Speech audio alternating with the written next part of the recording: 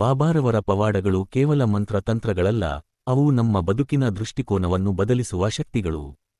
ಶಿರಡಿ ಸಾಯಿಬಾಬಾರವರ ಜೀವನದ ಒಂದು ಸುಂದರ ಘಟನೆಯನ್ನು ಇಂದಿನ ಮಾಡರ್ನ್ ಸ್ಪಿರಿಚುವಲ್ ದೃಷ್ಟಿಕೋನದೊಂದಿಗೆ ಇಲ್ಲಿ ವಿವರಿಸಲಾಗಿದೆ.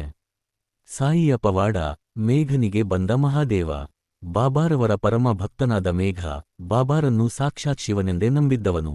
ಒಮ್ಮೆ ಮೇಘ ಮಲಗಿದ್ದಾಗ ಸಾಯಿಬಾಬಾ ಅವನ ಕನಸಿನಲ್ಲಿ ಬಂದು, ಅವನ ಹಾಸಿಗೆಯ ಮೇಲೆ ಕೈಯಿಟ್ಟು, ಮೇಘ, ಇಲ್ಲಿ ಶಿವನ ಆಕೃತಿಯನ್ನು ಬಿಡಿಸು ಎಂದು ಹೇಳಿ ಅದೃಶ್ಯರಾದರು. ಮೇಘ ಎಚ್ಚರಗೊಂಡಾಗ ಬಾಬಾರ ಬೆರಳುಗಳ ಗುರುತು ಹಾಸಿಗೆಯ ಮೇಲೆ ಇತ್ತು. ಅವನು ಮಸೀದಿಗೆ ಓಡಿ ಹೋದಾಗ ಬಾಬಾ ಅವನನ್ನು ನೋಡಿ, ನಾನು ನಿನಗೆ ಕೆಲಸ ಹೇಳಿದ್ದೆ ಅಲ್ವಾ, ಯಾಕೆ ಇಲ್ಲಿ ಬಂದೆ ಎಂದು ಕೇಳಿದರು.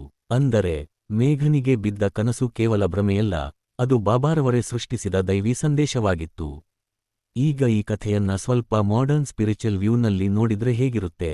ಈ ಘಟನೆಯನ್ನು ಇಂದಿನ ಕಾಲಘಟ್ಟದಲ್ಲಿ ನಾವು ಹೇಗೆ ಅರ್ಥಮಾಡಿಕೊಳ್ಳಬಹುದು? 1. Subconscious programming.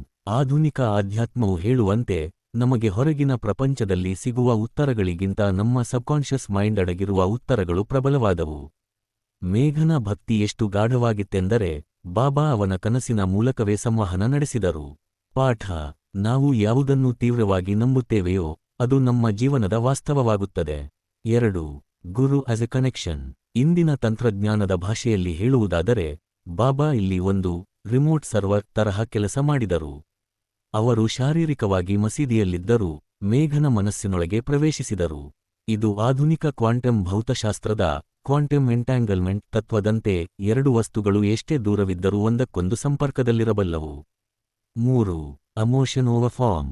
ಮೇಘನಿಗೆ ಶಿವನ ಮೇಲೆ ಅಪಾರ ಪ್ರೀತಿ. ಬಾಬಾ ಅವನಿಗೆ ಶಿವನ ದರ್ಶನವನ್ನೇ ಮಾಡಿಸಿದರು. ಇದರರ್ಥ, ದೇವರು ಅಥವಾ ಸದ್ಗುರುಗಳು ನಮ್ಮ ಅಹಂಕಾರವನ್ನು ಪೋಷಿಸುವುದಿಲ್ಲ, ಬದಲಿಗೆ ನಮ್ಮ ಪರ್ಸನಲ್ ಬಿಲೀಫ್ ಅನ್ನು ಗೌರವಿಸಿ ಆ ಮೂಲಕವೇ ನಮಗೆ ಶಾಂತಿ ನೀಡುತ್ತಾರೆ. ನಿಮ್ಮ ದೈವ ಯಾವುದಾದರೂ ಆಗಿರಲಿ, ಅದನ್ನು ನೀವು ಸದ್ಗುರುವಿನಲ್ಲಿ ಕಂಡಾಗ ನಿಮ್ಮ ಆತ್ಮದ ವಿಕಾಸವಾಗುತ್ತದೆ.